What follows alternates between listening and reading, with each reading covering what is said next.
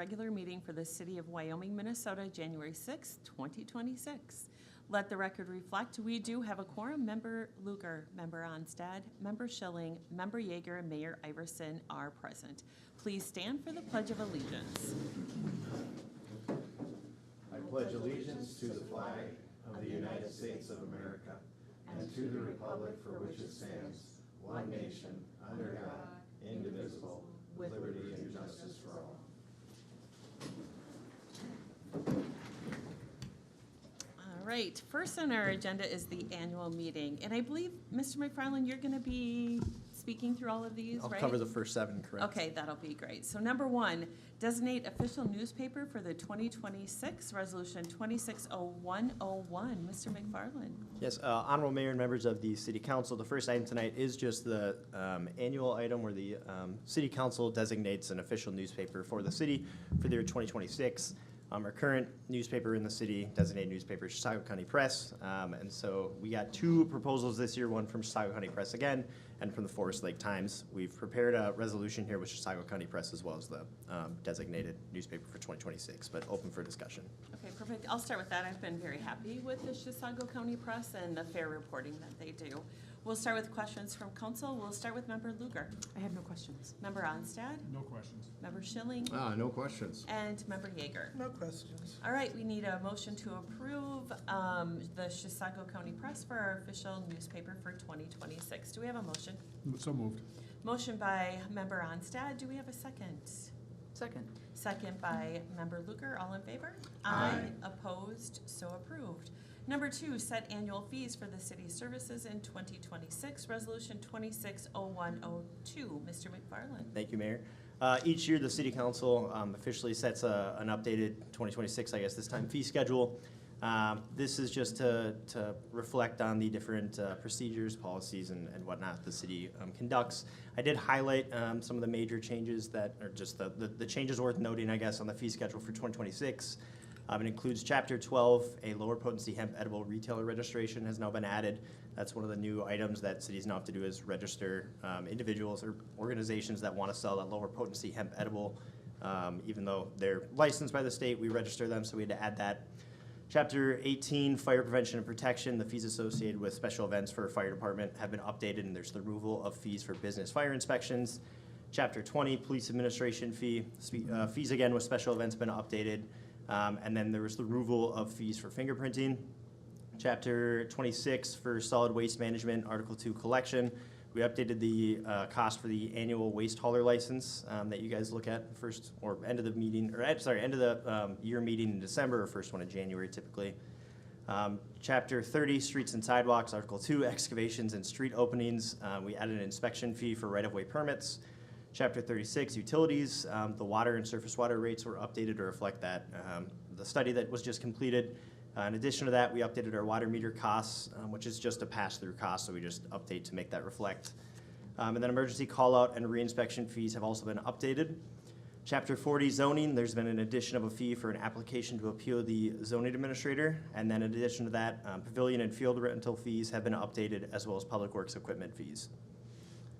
So just looking for a motion to approve the 2026 updated fee schedule. Okay, great. Thank you. Questions from council? We'll start with Member Onstad. No questions. Member Schilling. No questions. Member Yeager. I have a question about a couple of the fees. The $500 fee for application to appeal zoning administrator. Why do we need a fee for something that happens very, very rarely, like the last time was 2012? Because it was no fee, and I had to use the attorney and other people to process the application on like the last couple times, so it cost the city time and money to process and Okay. those appeals. But I thought, my concern is that those, I've heard from people, and those fees are coming across as a deterrent to appeal the zoning. Yeah, I mean, It's been zero for how many years? Yeah. It doesn't make a difference to me, but we did incur costs this last time. The Chisago County, there is the same as $500 is too, and we looked at other communities to try to find what was kind of out there, but that was one that we identified when we were going through those. So that was a pretty common amount on those appeal of the administrative decisions. Okay. The other fee, we, for a park, reserving a park pavilion, it used to be free for the residents, now it's $45? That is, yes, Do you want Ms. Reeves? that is correct. That's included in here as a proposed fee change, yes. Why? Um, Why are we going from free to $45 and then tripling the non-resident? The intent behind it is to recoup some of the costs that are incurred by the Public Works Department for maintenance of the facility so that it's rentable and ready for the people that have reserved it. We did evaluate a lot of our surrounding communities, including Lindstrom, Forest Lake, Chisago City, and they are all higher than that in regards to their residents and their non-residents. So simply, I think to Mr. Reese's point was to try to recover some of the costs that we have associated with that. And there aren't any communities around that is zero for the residents. So that was the thought and the intent, but open to discussion, I guess, from council. Standard practice on a reservation, obviously people can use it at will, right? They can show up and utilize a picnic shelter. But if they take the time to reserve it, we want to provide a quality product for them to use. So there is a service, it's a fee that we charge to come out and clean, make sure everything's ready to go for the renter. Okay, because I know they're already charged a damage deposit. There- The damage deposit was collected and, There is- to speak of, we haven't had much damage. Yeah, so there is a $100 refundable damage deposit that we do collect. I can't, it's been a very long time. I think there's been one instance, but that was, I think, Yeah, 5, that's 6 what I years ago thought. where we had an issue. It's very rare that we ever have a problem. Those are always returned. Well, I shouldn't say always, but I would say 99% of the time. Okay, I mean, I'm not comfortable with the $500 fee, so. Member Schilling, you had The only thing I was gonna add to the $500 fee, I understand it comes across as a deterrent, so I know some cities will actually call it an escrow.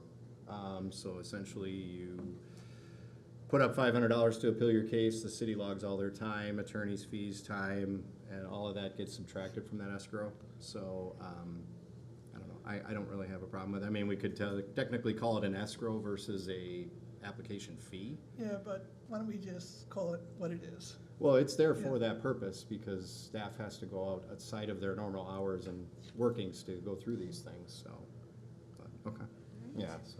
Yeah, Member Luker. I have no questions. Okay. So my only question, Mr. Reeves, is that $45 is about equivalent to the pay of our staff, right? One of our staff. And what usually happens is then you're taking somebody off of what they were supposed to be doing, putting them on to making sure that the pavilion looks great and people see that it, to your point, a good product. So it's really just covering that man cost or that cost of that maintenance person to go out there, so, okay. Yeah, the idea is that if somebody's gonna take the time to reserve it and expend the cost, then we're gonna deliver Yeah. quality service to them. Yeah, perfect, thank you. All right, if there are no further questions, we need a motion to approve the annual fees for the city services in 2026, Resolution 260102. Do we have a motion? So moved. We have a motion from Member Luker, do we have a second? Second. Second by Member Schilling. All in favor? Aye. Opposed? Nay. So approved. Number 3, designate electronic fund transfer and payment for claims, Resolution 260103. Mr. McFarland.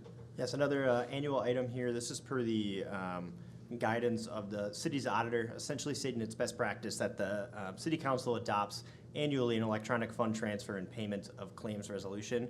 That resolution essentially grants the city administrator authorization to pay or transfer funds electronically prior to approval by the city council. A great example of when something like that would come up is regarding bonds. Essentially, the longer that those sit in your account, the more that you're able to continue investing and earning money on those things. So you want to wait till the last payable day to make that payment. All transfers would still come before the city council on their claims register. It's still available to the public. This just allows us to better utilize those funds for that purpose. Okay, perfect, thank you. Questions from council, we'll start with Member Yeager, none, Member Luker, No questions. Member Onstad, No questions. Member Schilling, No questions. and I have none either. We need a motion to approve, to approve the Resolution 260103, designate electronic fund transfer and payment claims. Do we have a motion? So moved. Motion to approve by member Schilling. Do we have a second? Second. Second by member Onstad. All in favor? Aye. Opposed? So approved. Number 4, review council appointments to boards, commissions, committees, and boards of trustees of fire department, volunteer fire relief. Resolution 260104. Mr. McFarland. Yes, this is an item just for the city council to review their appointments for 2026 to boards, commissions, and committees. Regarding our commissions, we do have Mark Hall, Bruce Spangler, and Bruce Vukolich asking to rejoin again or to re-up their time on the Planning Commission and Park Advisory Commission. In conjunction with that, then, there's also a bevy of appointments that individuals on the city council receive, such as acting mayor, sewer commissioner, and EDA member, and that whole list is provided in Exhibit A of the resolution. Okay, great. Thank you. First of all, I'd like to say thank you to Mr. Spangler for just doing a great job for parks, and you've been doing it for a long time now, and have been just really happy with what you're doing, so appreciate that. All right, questions from council. We'll start with member Luker, No questions. member Onstad, No questions. member Schilling, No questions. member Yeager. No questions. I have no questions either. I do know there is somebody looking to possibly fill the, where's it at? The watershed district representative, so that might come back later on. All right, we need a motion to approve resolution 260104. Do we have a motion? So moved. We have a motion by member Schilling. Do we have a second? Second. Second by member Luker. All in favor? Aye. Opposed? So approved. Number 5, designate official depository for city funds for 2026, resolution 260105. Mr. McFarland. Yes, this item is just to designate where the city will conduct its banking in 2026. It's historically been First State Bank of Wyoming, and we're once again proposing that that remains. Okay, we'll go again. No questions. We'll start with member Onstad, No questions. member Schilling, No questions. member Yeager, No questions. member Luker, Also no questions. and Mayor Iverson has no questions. We need a motion to approve, designate official depository with, let's see, First State Bank of Wyoming, resolution 260105. Do we have a motion? So moved. We have a motion by member Schilling. We have a second by member Luker. All in favor? Aye. Opposed? So approved. Number 6, elect an acting mayor to serve in the absence of the mayor during 2026. That's Minnesota State Statute 4102.121. Mr. McFarland. Yes, state statute does require that the city council elect an acting mayor to serve in the absence of our mayor in 2026. This is just if the mayor would not be present at a certain meeting. However, we know she'll make every single one this year. So we are seeking the city council to name or elect an individual to be that acting mayor in the possibility of your absence. Okay, perfect. So I would like to nominate member Luker, just because she's always done such a phenomenal job while I'm gone, and she has the shortest time for meetings ever. So I'll put that up. Any other nominations? No? Nope. No? Okay. Then we will need a motion to approve. You need a second. Yeah, what? We do need a second. Oh, No, yeah, we're just second. making a motion now. sorry. Yeah, Thank you. Sorry. yep, so we need a motion to approve. Member Luker for acting mayor, do we have a motion? So moved. Do we have a second? Second. We have a second, all in favor? Aye. Opposed? So approved, congratulations, thank you. Why, thank you. But you'll be here every. It should be, Oh, yeah, good, okay. yeah. It was stated. As far as I know. Okay. Number 7, establishing the 2026 regular meeting night of the City Council of the City of Wyoming and budget calendar for the 2027 budget. Mr. McFarland. Yes, once again, the city each year approves their calendar for meetings. They've historically met on the first and third Tuesday of each month at 7 p.m., except for if that day falls on a holiday, in which case it's typically held the following day. This RCA does include dates for every single proposed meeting this year. Any dates that is highlighted is a date that was moved due to something else occurring that day that we couldn't hold it for.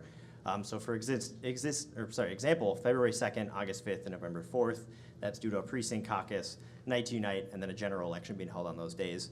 I would note, I believe February 2nd is a Monday, and so that would just be, instead of a Wednesday, that one's held on a Monday. And then in addition to that as well, there's also the budget process calendar, which has been provided.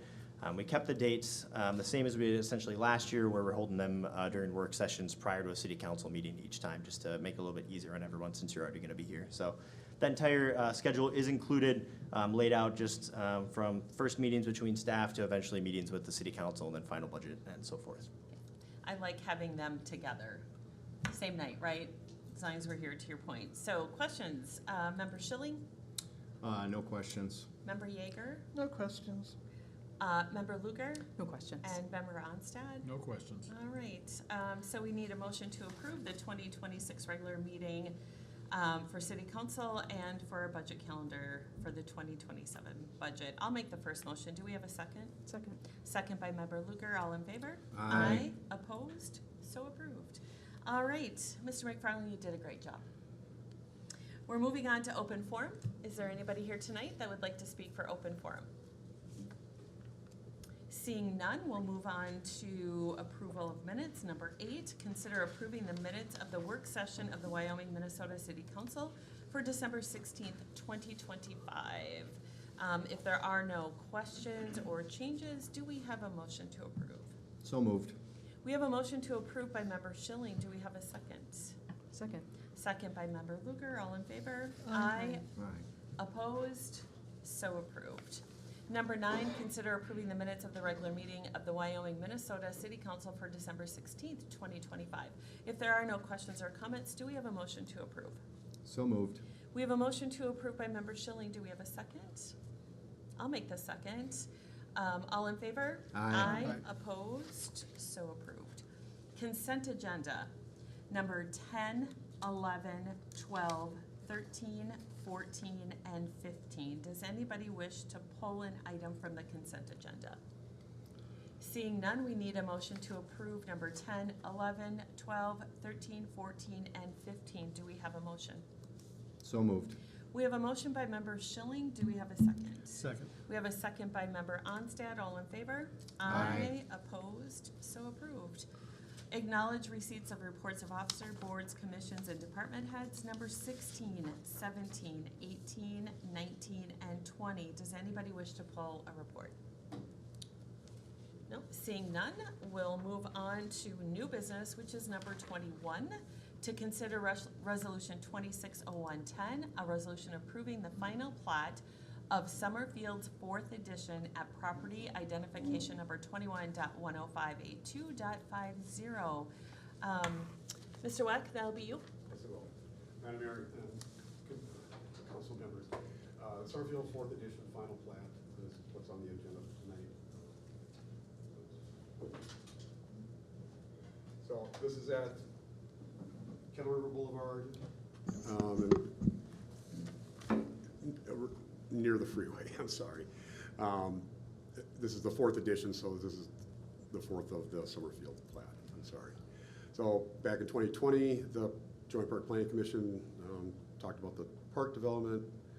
WSB did an environmental assessment worksheet. The city approved a conditional use permit for a planned unit development. It's been revised a couple times since then, most recently by the current applicant, which is the 2024. In August 2025, the applicant received a PUD amendment to allow lot width of 65 feet from a 5-foot side yard, and final plat is before you tonight. A lot going on there. So reduce lot width to a minimum of 65 feet for all remaining lots. The side yard setback remain at 5 feet on interior lots and 15 feet on corner lots. The request was to allow 3-car garages. Number of lots have increased from 51 to 60. The current plat is for 35 of those lots. And then also we're extending 250, that cul-de-sac north of 258th Street. City's staff is recommending petitions of approval. The 6 that are listed there in the resolution and on the screen. I'm not going to go and read all of those. And again, staff and planning commission are recommending approval of the final plat. Okay, I have no questions. Questions from council, starting with Member Yeager. There is a resident just south of the development with questions about his drainage. Yes, and I know the city engineer has been meeting with him quite frequently. Bob Delwell. Yeah. So before we approve final plat, his concerns have been addressed and he's reasonably content? Well, Happy? they have been addressed. We spent a lot of time reviewing engineering stormwater modeling and things of that nature, and they are in excess of meeting our rules, and so we certainly can't require them to do anything above and beyond what they have done. They've gone above and beyond. We've evaluated, I can get into a lot of details, but even worst case scenario, we looked if infiltration's not working and they have to use filtration, they still exceed the requirements for stormwater management. And so we are comfortable with what they're proposing, and they're actually exceeding it because they're making the ponds a little bit larger because they need excess material for building up the pads for the homes and things. And so they do meet that. I've met with the Delvos on numerous occasions and have committed to do that in the spring as well. They do have continued questions, and so I'll continue to work with the neighboring properties there. Just as long as they don't have any detrimental effects to their property. Correct, yeah. Okay, that's it. All right. Member Luker, No questions. Member Onstad, No questions. Member Schilling. No questions. All right, so we need a motion to approve Resolution 260110, a resolution approving the final plat of Summerfield's 4th edition. Do we have a motion? So moved. We have a motion by Member Schilling. Do we have a second? Second. We have a second by Member Luker. All in favor? Aye. Opposed? So approved. Number 22, to consider the establishment and posting of a part-time firefighter position within the Wyoming Fire Department. Chief Bauer? Yes, that'll be me. This will be the first of 2 part-time positions I'm looking for this evening. Mayor Iverson, a member of council. This first one is looking to post a part-time firefighter position. This will be the first of the kind that we've done here in Wyoming. Looking at the starting salary rate of $25.66 per hour up to $31.19 an hour. That is based on a 5-step system that the city uses. And that is a salary range that was, Mr. Linwood, I'm sorry, who does the study on that again? I can't. Yeah. They do those. Yeah, thank you. So we basically send the job description and what the position would be doing, and they assessed based on that. So it's not a number that we arbitrarily come up with. So essentially, we're looking to establish this position. Our daytime response is very dependent on employees of Rosenbauer, city staff, and then happenstance when other residents or firefighters may be in our city. And this is one step of making sure that how do we provide a response when possible using additional resources. This part-time position would be responding to calls while they're on shift, both medical and fire.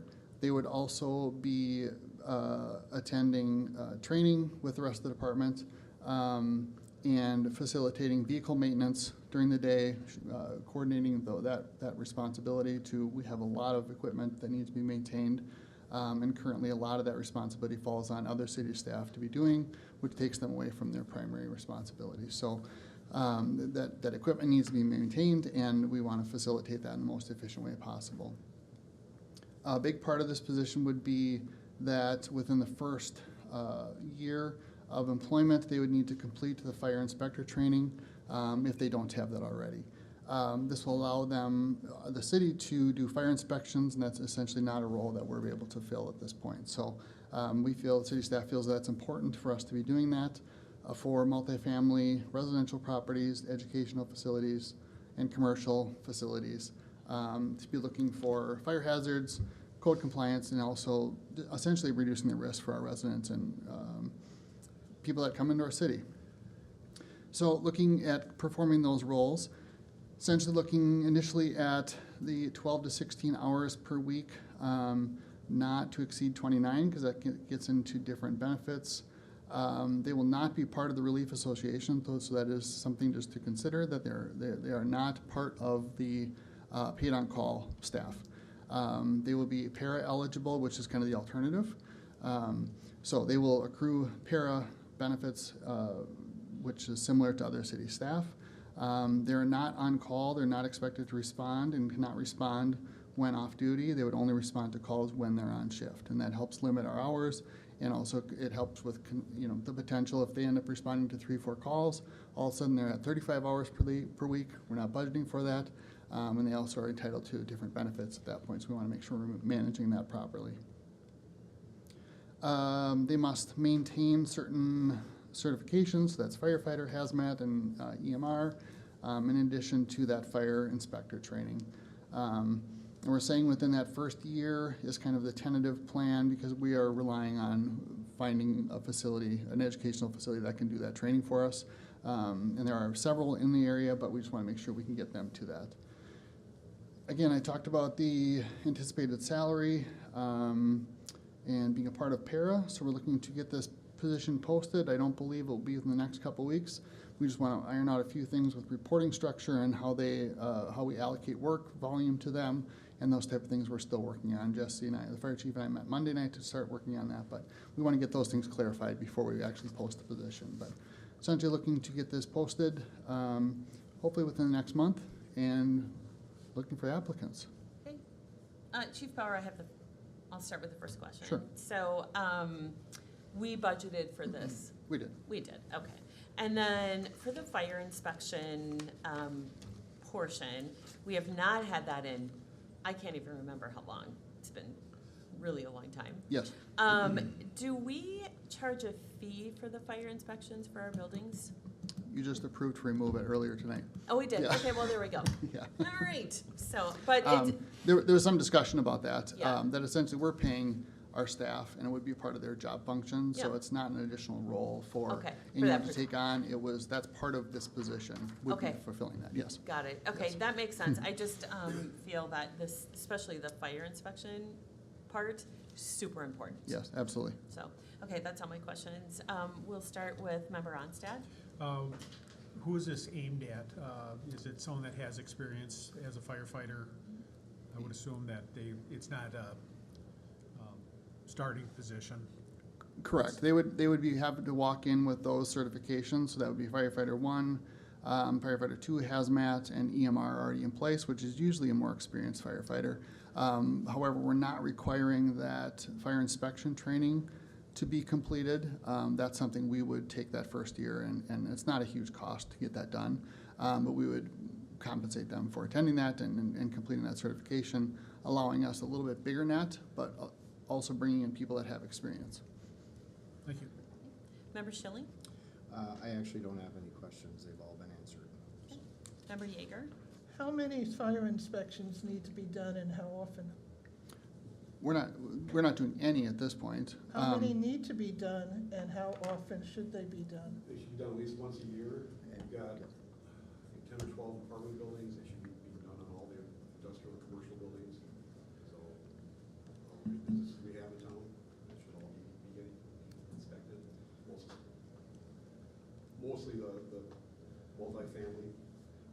There's more impact to life if there's a problem there. Right. But all the businesses in town should be having fire inspections. Okay, thanks, Fred. Well, I was doing it for a little while until it just got to be too much. And what's one of the roles we did talk about with Chief Milligan is that, they're going to have to work with with Fred to make sure that what are the priorities and making sure we get that accomplished, so.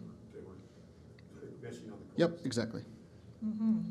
Well, you see, right now, I'm not comfortable creating a new position when we're about to embark on a building project because, to me, it's like expanding staff when you're about to hit them with a huge tax increase for your buildings.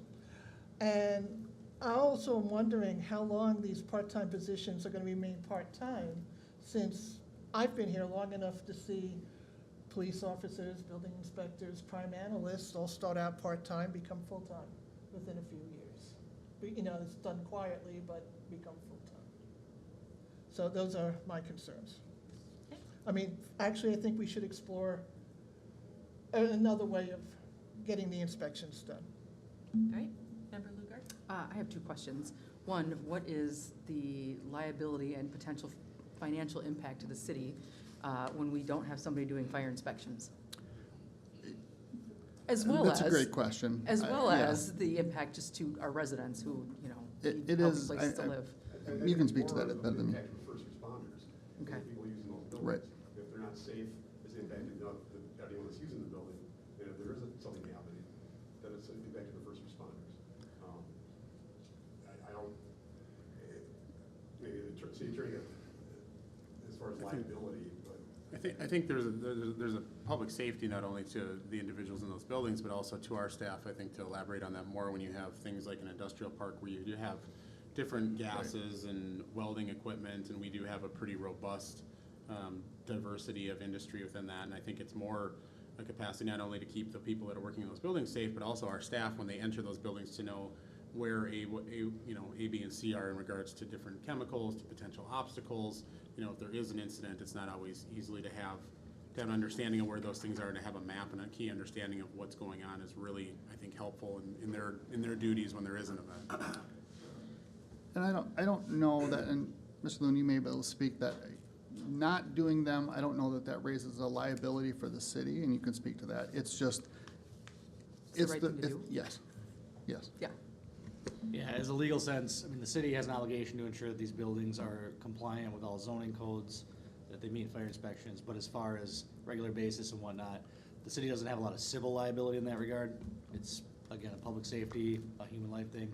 I know many cities that I work with, that our law firm workers with, do it, as Fred said, with any sort of multifamily building, commercial and industrial. They're looking at them about once a year just to make sure that they're compliant, just because, for the exact reasons that Administrator Weck said, so. Thank you. My second question is, I'm just wondering off the top of my head, what, and maybe Member Yeager can answer this, what positions have gone from half-time to full-time in the last few years, and what would the metric be that would trigger that? Like, how would we demonstrate a need Sure. for, like, to move someone into a full-time position versus a? Yeah, within public safety, I know that the analyst position did transition to a full-time position. And then we just adjusted that with the last council meeting as well. So it depends on work volume. Understanding that a full-time employee is more costly, and I understand that. This is something that there isn't capacity for anyone to do this work, and we're tapping into existing city staff. Public Works employees are driving fire vehicles to be maintained right now. That is a stop, it's a temporary solution, that there are other things that they have work to do as well. So we're looking at trying to, how do we do this in a cost-effective way? Part-time employees are obviously the most cost-effective way to do that. Full-time employees do add additional cost. I understand. I understand that. We also, part-time employees, we have a little more flexibility in their scheduling as well. I see this position as a likely, potentially someone that is has retired from the fire services possibility. People that work 24-hour shifts in a fire service, they could, and live in our community possibly, that they could fill this role. And that might be scheduling 3 hours this day, 4 hours the next. Like, we have a lot more flexibility with scheduling with this type of employee. Now, transitioning them to full-time, I can't project that. I don't, that's not on the radar right now. I can't predict it. I have no idea when or if that could happen. This is a position that is a way that we can help that daytime response without continuing to tap into and relying on, frankly, really generous businesses and our other city staff that are allowing their staff to do this stuff during their shift. And frankly, we should be taking that on as a city. Thank you. Yeah. I just have a couple statements that I need to make. First of all, I would say that almost all of our residents are going to say, what's the cost to prevent loss of life? So we've grown. I've been on mayor 9 years, council 2 before then. So our city is growing, and we can't just keep not providing services for our residents and for our businesses to keep them safe. We just can't. Correct. And if everything is going to constantly come back to the fact that we're going to finally get a public safety building and a fire department that is functionable, but we're going to say no to positions and part-time positions and being able to take care of our growing community, then there's another issue on top of that. So totally in favor for this, totally in favor for the next one. We have to take care of our residents and our growth. Hard stop on that. So With that, I'm gonna make the motion to approve the establishment and posting of a part-time firefighter position within the city, within the Wyoming Fire Department. Do we have a second? Second. We have a second and a third. So all in favor? Aye. Opposed? Nay. So approved. Nay. Number 23, to consider the establishment and posting of the part-time community service officer, CSO, position with the Wyoming Police Department. Chief Bauer, that would be you again. That would be me as well. Mayor Iverson, members of council, looking at a second part-time position, this one being within the fire side of public safety. The CSO position would be, is a non-sworn uniformed role that essentially will perform non-criminal public safety and community support functions. So they would be under the supervision of the public safety leadership. And again, we're looking at scheduling this person 24 hours per week to make sure that we're under that 29-hour benefit threshold. Essentially, what this position would be functioning as is doing vehicle maintenance. They can do traffic control, parking, animal complaints. We have, they can do community outreach, vehicle maintenance, driving vehicles to get service. That is a lot of time getting these vehicles serviced. And also, they can do, we have, problem properties that, whether it's junk in the yard, junk vehicles, these type of things that are frequent complaints in our city. And essentially right now, they're being done by sworn officers, and that doesn't need to be done. These are code compliance issues that a non-sworn part-time person can do, and honestly maintain that, a caseload of them and stay on top of those more effectively than a sworn officer, and allows the officer to focus on things that they have to be doing. This is also a great pathway for that's a hard word apparently, individuals that want to get into law enforcement. We would be looking at putting a cap on this position for 3 years. And the reason you do that would be to make sure you have a continuous flow of people coming in. And considering it's a part-time position, if there's someone that we would like to, we could always extend that if it looks like we have a retirement or someone leaving. But the idea is there that this becomes a feeder program as well for our police officer positions moving forward, hoping that no one leaves. But also, we're benefiting the profession in general, that if we're able to hire someone as a part-time CSO and they become an officer somewhere, that's a great contribution to the field as well. We have a vehicle that we can repurpose, so we're not looking at adding a vehicle. We would just need to do some outfitting. We have a lot of equipment. I have already worked with Guardian they have a light bar. They're willing to work with us on cost-effective ways of adapting this vehicle to be used for the CSO and our reserves. Modifying it so it has to be a squad in a way, but we want to differentiate a little bit, that it's not labeled as police for their safety as well. Salary again was calculated the same way as the firefighter position, $23.07 starting to $28.59, 5 steps annually. This was not an increase in the budget. Last year the money was used for the cadet position that we hired Officer Strand out of. So it was categorized as CSO. That was not actually what was designated for. It was for that cadet position is what we used it for. So this is a new position, but ultimately it did not have a budget impact this year. It was already there last year. Chief Bauer, we're at full staff right now for our police department, correct? We are not. We are not. We're still Okay. looking for one, yes. Perfect. Okay, so then that leads into my next question. How long have we been without being fully staffed? Great question.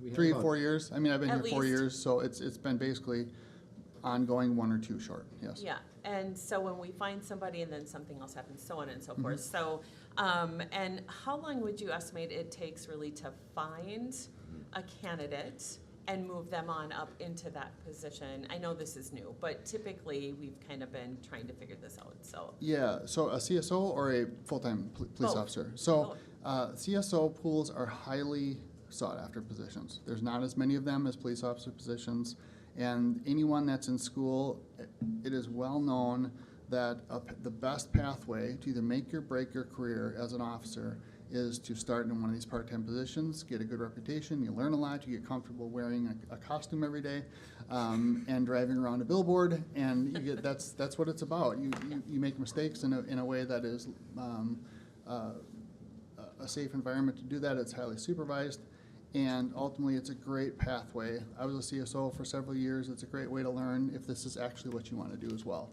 before you get into it. And as a department, it's a lot less money and investment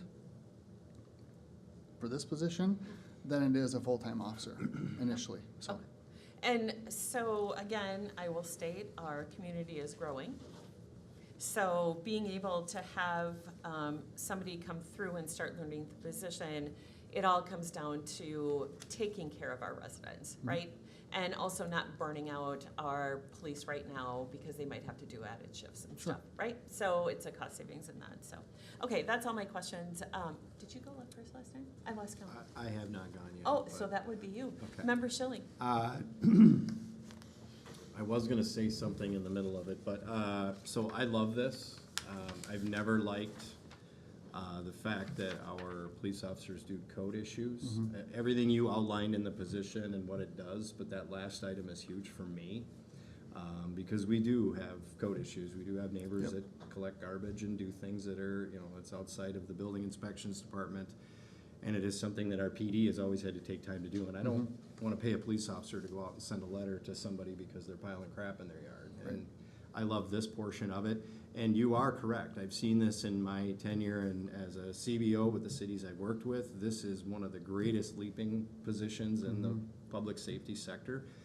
Every single CSO I've seen go through in my current city has gone on into law enforcement. I think it's an incredible tool for them to network, learn the system, but it also solves the problem that the city needs to take care of.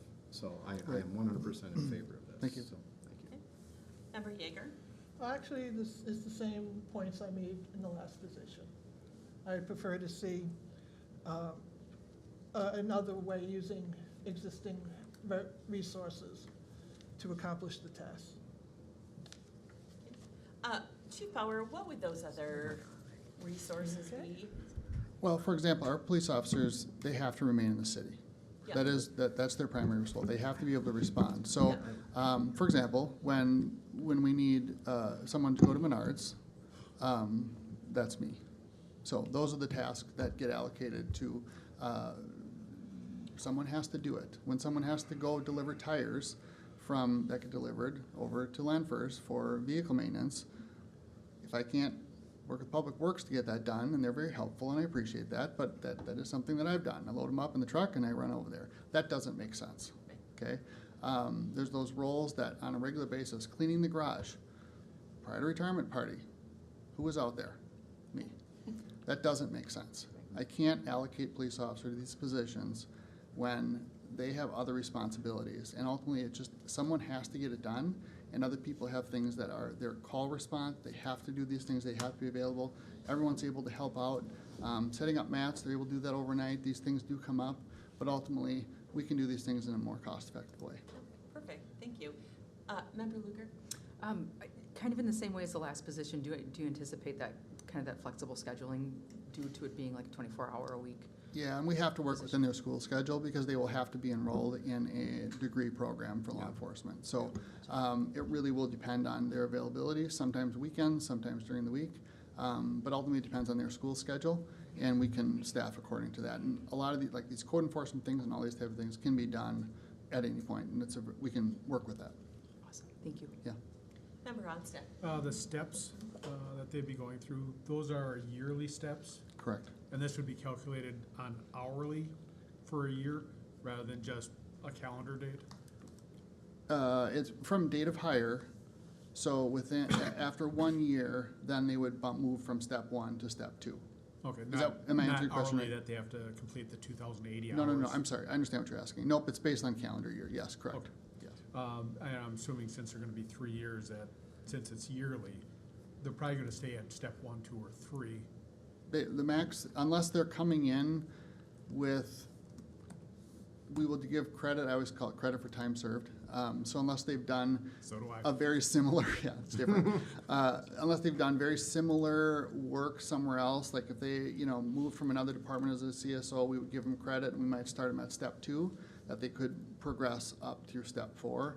In this position, I don't know that that's gonna happen real often. Usually this is an entry-level college student that's looking to get into this line of work, so. It's nice to have them as a potential that they Absolutely. could get to the top, but chances Very of them unlikely. getting to the top.